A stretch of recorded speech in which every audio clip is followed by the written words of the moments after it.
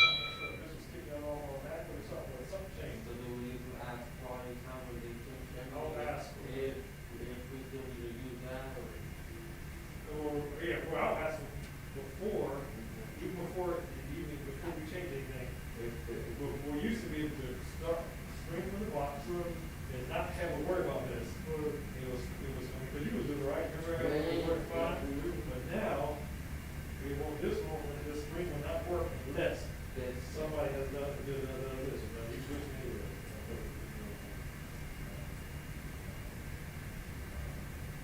Main air duty, remote air duty,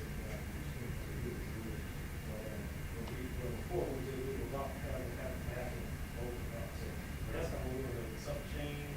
They made a couple of changes since then. We got twice. So we're gonna Maybe that's probably one of the things. if they do something to make sure that we have an answer to bring it up, the water is coming up, I guess we do it automatically. They might, oh, yeah, it's this right here. So that, yeah, that's the main, we need to figure out, that's some our. Like, close this door? Oh, no, yeah, we got coming back up here, so. So then, of course, you can be listening in.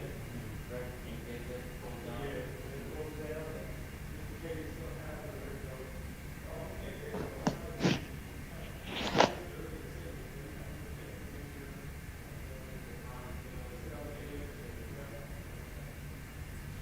Anything that stands out to anyone? And let me know when I can move to the next page.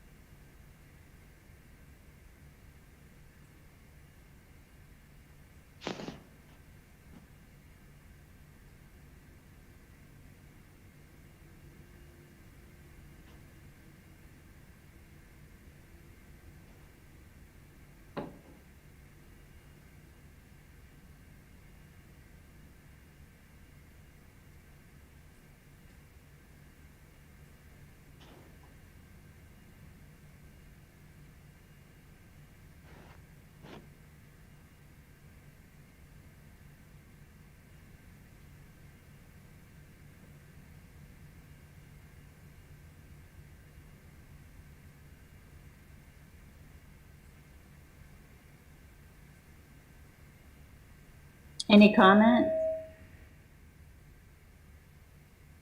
I'll just make a general comment. Sure. And Hank, you can, and Wesley, you can see if I'm on the right page. When I read this at this point, I'm just seeing that maybe they're moving to more specific examples. Is that what, am I on the right page here, or do you think I am not on the right page? I think so. I would agree with that, and especially around the open response item where they're asking for the candidate to describe an appropriate, effective instructional strategy rather than just describe a significant strength and a significant need demonstrated by the student. They have to actually say what the instructional strategy is that they would use. It looks like to me they're trying to remove a lot of the language that's associated with blended reading strategies and move more towards science of reading, which Yes. I think is great because it was real confusing for students on the old test to have to learn both of those things, which are oftentimes in conflict.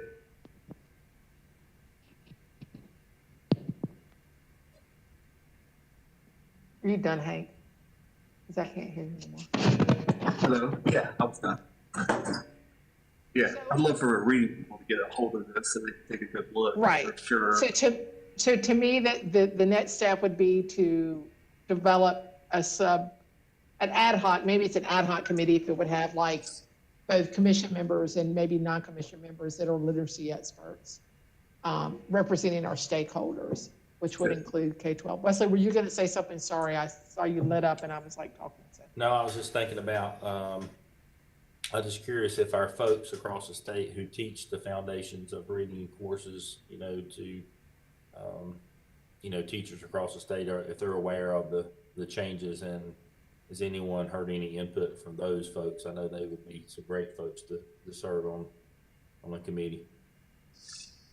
Yeah, that would be the perfect group of people for sure, or at least a select group of those folks to go through it. I think people have heard that it was coming, but I don't think anybody's seen anything like this. This is the first thing I've seen. The first time I've seen it as well. So I would say that would be our next step.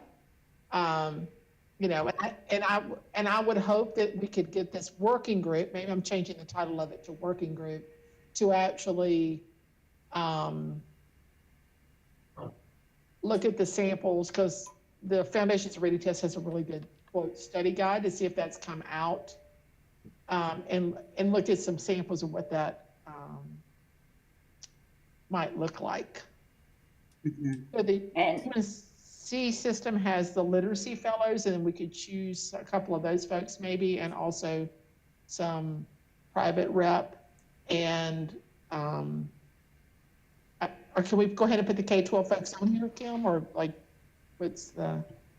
So for the K-12 folks, we're thinking of some CNI folks here at DPI. Okay. There's Sure. some DPI folks. And then thinking of, you know, do we want some reading specialists on there? Do we want somebody from the district who runs reading and from some different districts? Yeah, I also don't want it to be huge and end up being a task Right, force. So right, exactly. So I'm totally up for a K-12 partner, but I was thinking I find we run better when we have like 6 or less people, and they get 6 or less people together. So we have It should be similar to the math committee that we had. Yes. We gathered together, and that was about 6 to 7 people. And the literacy fellows are a good group. But I know also that Laura Bilbro-Berry, when they were choosing those literacy fellows, put together a panel of reading experts from across the state to pick those. I think it's like During my last 5. class, there's a So she girl- might be one to check with as well to see if she has any folks that would be good for that. Who is that, Hank? Can you repeat that name? Laura Bilbro-Berry, she's with the UNC group. But I think Oh, okay. I'm done with my she class. worked across NCICU and UNC with that literacy fellows group. So literacy fellows, are you thinking about for the preparation piece or the K-12 piece? I'm thinking about as the public rep, one or two of them as the public rep on this. We also, I feel, need a private rep and the K-12 rep. So you got 6 people right there, right? Okay. Why killed me? Those are our stakeholders, right? Our stakeholders are the children. I mean, our mission is based on the children of North Carolina, but our stakeholders that do that are private, public, K-12, Right. DPI. So, and you are also talking about a guidebook. Well, Pearson has a nice website that has nice information on it. So I'm wondering if they not just look at this, but also provide some kind of document that helps EPPs implement these changes and they can read this, but if they could provide, this is just my hope, if they could provide possibly some samples, some things people could pull from, that would be great as an outcome, I think. Some tangible working documents that might be things that they already do, maybe a resource list, hello, Andrew, resource list, things like that. Okay, Like make it more of a working group. sure. And have them actually create, and a short-term working group, right? Like this is not an Right. extended, long-term working group. Exactly, just like the math group. So these documents that I'm showing you now will all go to the working groups. Yes. And so then Andrew has a contact and we can ask about any other resources that do exist, if they do Yeah. exist yet. So that's Very a good. great idea, Ann. And when is this going into effect in the test? Andrew knows dates better than I do. Yeah, Andrew, when is it? I think it's for the fall. I believe it's like September of 21. Would you be able to confirm that? Yeah, of course I will confirm that, yeah. Let me Thank you. work on So, that. Kim, I was just thinking too, wasn't wasn't that the organization that did most of the, or they always announced, I know on their website, where the trainings would be and how to sign up. I know that was a big piece of the Foundations and Reading. It might be helpful. All right, with the course, you mean? Yeah. Okay. I don't know if anybody on out of that Okay, organization great. might be a good person as well to consider. I'm just thinking out loud.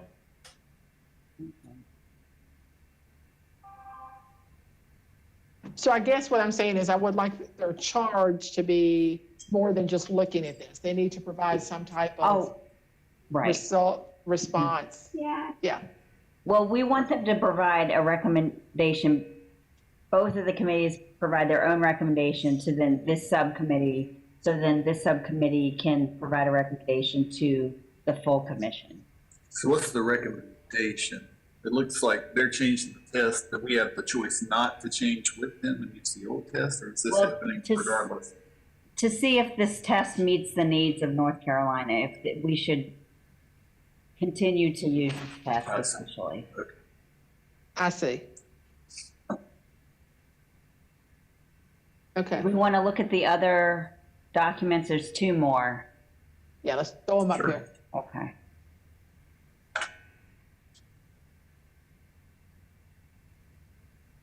And when did all this come out, this stuff? These documents that we're looking at? This was very recent, right, Andrew? Like several weeks ago. That's about it. Okay, that's good enough. That's, Yeah, I want to say about 2 or 3 weeks ago. okay, thank you.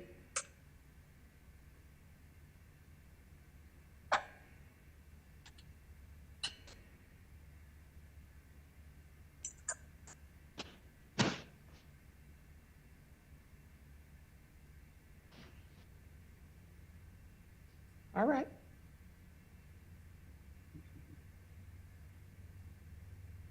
And then here's the crosswalk.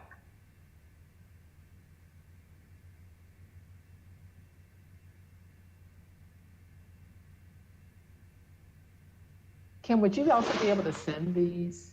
Yes, they are actually online as well. I can also, I'll cut and paste the link in the chat to the agenda. And then all three of the PDFs are right there. Okay, sorry. Yes, thank you. Let me. All right, that's good. Thank you.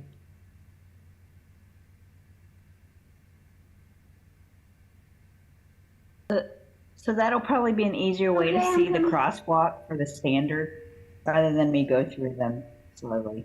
I'm going. Hey, am I on right now? Can you guys hear me? No, you cannot. Yes, we I can. can hear you. Yes, we can. The official, the goal of launching the assessment in North Carolina would be for August of 2021. Wow, that's really quick for these types of changes. Well, they're doing the initial studies and all that crazy starting in January. They've got everything kind of teed up for this winter and spring. And we're just hearing about this, or we're just hearing about this? Like North Carolina's just hearing about this, or? North Carolina is just hearing about this. That's correct. Okay, thank you. Yeah, it looks like I first got information from Heather Kleisch. She's with Pearson. She's my point of contact in Pearson. 11/12, Okay, November 12th. So a couple weeks ago. all right, thank you. Yep. Will we have a chance to look at cut scores again once some of this early testing comes in? Oh yeah. That's part of the whole process is just take a look at some of that stuff when it comes in for sure. I think the initial question here is, with the changes that are being made, are they still in alignment with what North Carolina needs? And is it meeting the interests of North Carolina's reading agenda? And then we'll figure out cut scores and things like that.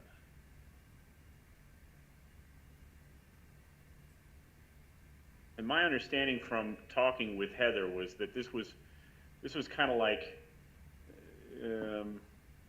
just making sure that the latest and greatest reading strategy stuff was incorporated into the test. It's think of it as like a refresh of the test. It's not not necessarily dropping everything and doing a totally different thing. It's just, you know, adding a couple of tweaks here and there, was the way they kind of framed it to me.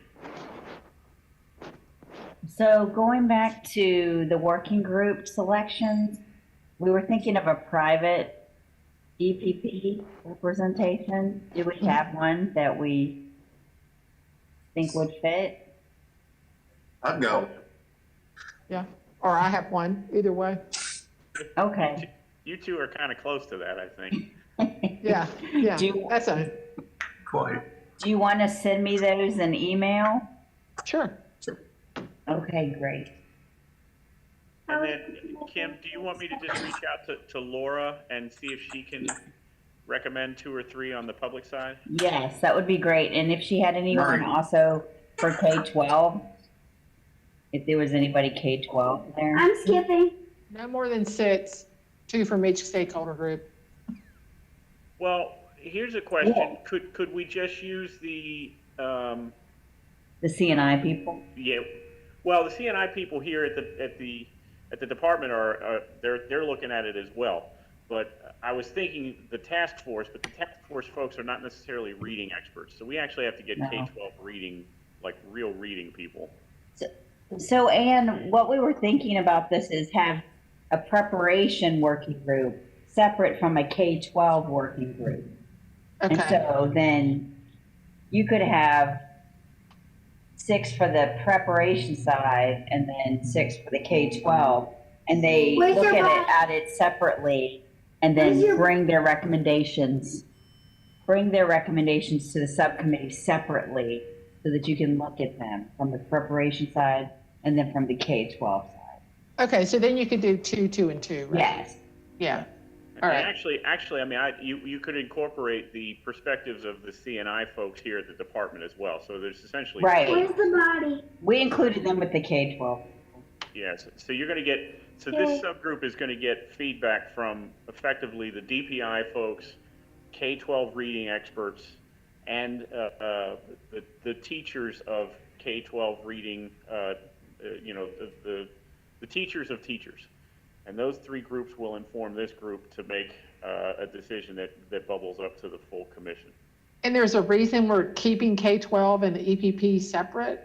Why is that? Doesn't have to be. That seems weird to me, to be honest. Seems like territorial, but we're not territorial. No, we weren't trying to make it Like, split it territorial. I out. think we were just trying to get the clear perspectives from each side so that you could see the Yeah, clear I'm not opposed perspective. to, yeah, it would be a heck of a lot less work on us to convene one meeting as opposed to. Sure. 2 I mean, we separate. can do it that way, and if that's Yeah, I just think difference for this. might save some effort. I was worried that Hank might feel like It's not. he might be getting knocked down a couple notches if he has to linger with the K-12 folks. You think so? That's like getting knocked up a few notches. Yeah. I would put them together, even if you made the group, 7 instead of 6 or something, right? And gave that K-12 people some kind of equal representation.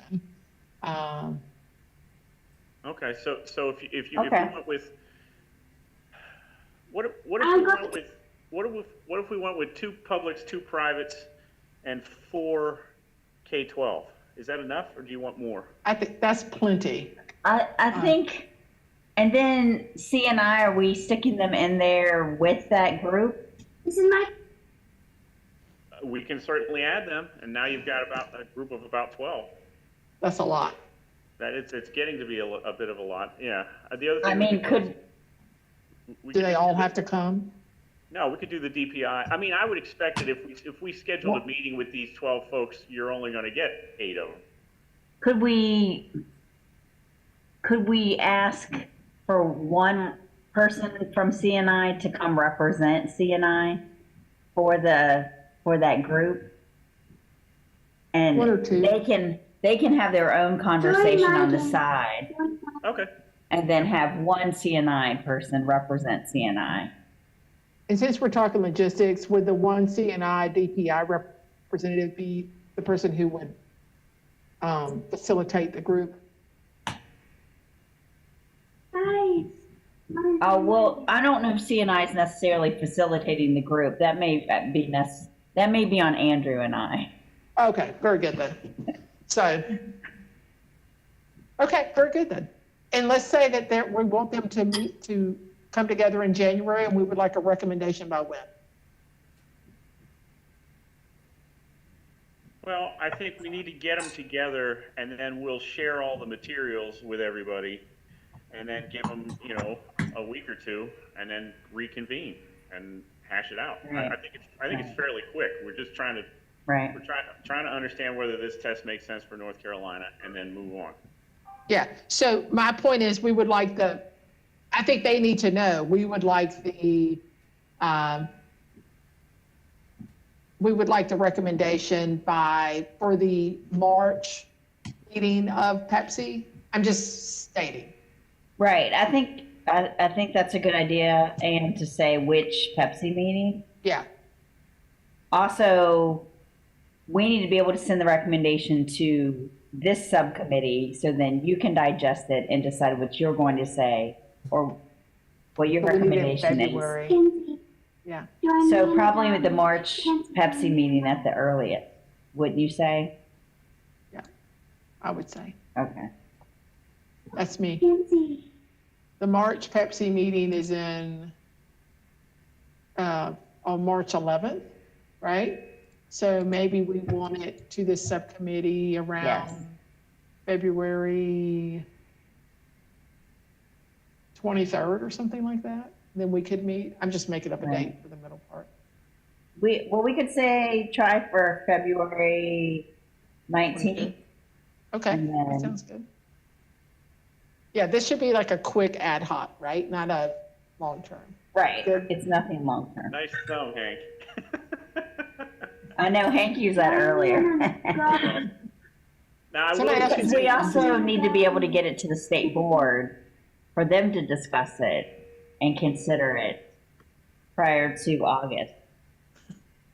yeah, but we got to get it through Pepsi Kinsey, first. join me and Right. adopt me. But I'm saying we need to give, Kinsey, everyone join me time. and adopt me. Okay, very good. Wesley, what do you think of that I plan? think that sounds good. Give us the thumb. Give us the thumb. Boom. Hey, one thing I will just draw your attention to is, because we are going to include K-12 folks, the likelihood of this being late afternoon is probably pretty high for those meetings. That's fine. Just an FYI. PPP's working late That'll afternoons. work. They work at late afternoons, No, nights, I know days. they do. Ordinarily we operate in the morning, but when we add the K-12, it almost always flips to the afternoon. so Kinsey, join me in So for this ad hoc short-term committee, they would meet separately from this subcommittee, correct? Okay, because then I have different logistics for them. There's not the live stream requirement the same way. It's not a public meeting the same way because they are not Pepsi members. Correct. So, okay, I just wanted to double check on that. Yeah, but hold on a second. Let's think that through, because if this group includes 2 publics and 2 privates, that exceeds the threshold. We would have to make it public. No, but it's 2 public and 2 private representation. People that are representing publics and privates, not It's necessarily not us. Pepsi Not members. necessarily you guys. Got it. Okay. It's not us, right, Hank? Right, Yeah. right. But, We need reading expert. yes. Got it. Okay. We need experts, not deans.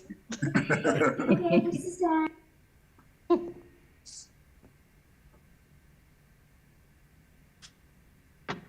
What else do y'all need? Is it in the chat? I think that's it. I think that's it. Hey, this is Tom. I'm sorry I came late, but I just want to clarify we need within DPI, Andrew and Kim, to make sure, I heard CNI, but I'm not sure if this would technically fall under early literacy. Oh, right. I think that's true, Tom.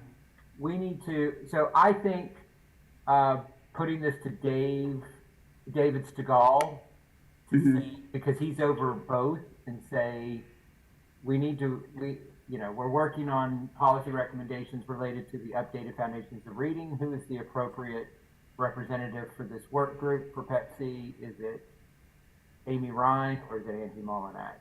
And Or their designee? also, Hold on one second. Let me include this factoid here. So Tom, I've already engaged Angie. So I just wanted, so I can go back to Dave and say, hey, I've engaged Angie on this, but it occurred to me that this may be a early learning component as well. Do you want to include anybody else in that? Do you want to go that? Is that the Yeah, direction? I think so. Because at the time I was just thinking CNI, but you're right. I agree with that. Okay. Yeah, let's get clarity from David. I mean, Angie's going to be fine either way. I mean, if David decides that this is early literacy, we can just tell Angie, look, it was decided that the appropriate agency is early literacy, and she'll understand. I mean, it's not going to be, she certainly has enough to do. All right. And Kim, you were going to say something on that? yes, since EC also takes this test, should we include someone from EC?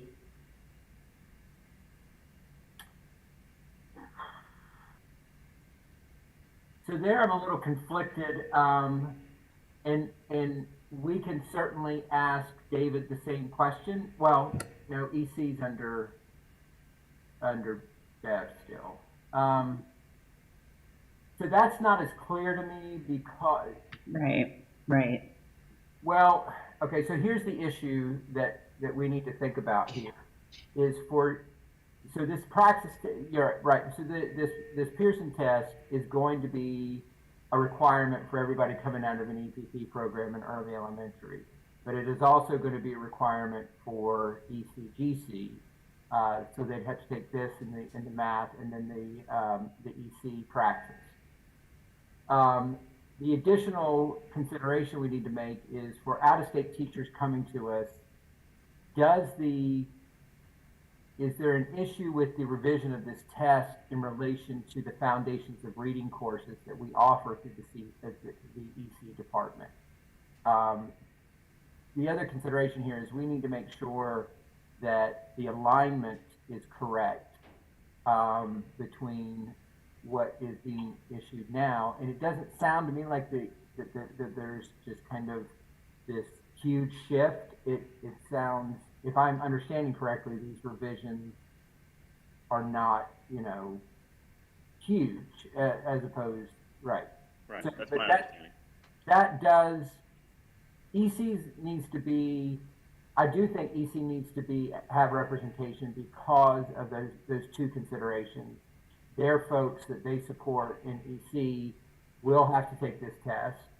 And then also these foundations of reading courses that they offer, if those are going to require revisions, they need to be aware of that and to make those revisions to the curriculum and the testing associated, because those are pathways to licensure. Those can substitute for passing the test for out-of-state teachers with greater than 3 years of experience. That was a long way of saying yes. So Tom, why don't I draft an email that's going to ultimately go to Bev and David, and I'll run it past you before I send it. That sounds great. Okay. All right. I think that's. Thank you so much, subcommittee members. I appreciate your time. Thank you. That was easy. Everyone have a great holiday. Yeah, Oh, Merry hey, Hank, did you get snow? Too. No, we didn't get anything actually. Yeah. What? Just cold rain. It's kind of miserable. So Good. next week they're calling for it on Christmas. So Okay. could be a plan. That'd be great. All right. Well, if I don't see you guys, have a good holiday. Okay. Yeah, happy holidays, Happy everybody. holiday. Merry Christmas. Try to get off the couch, Andrew, for the holidays. Talk to you later. Okay. Bye. We'll see you.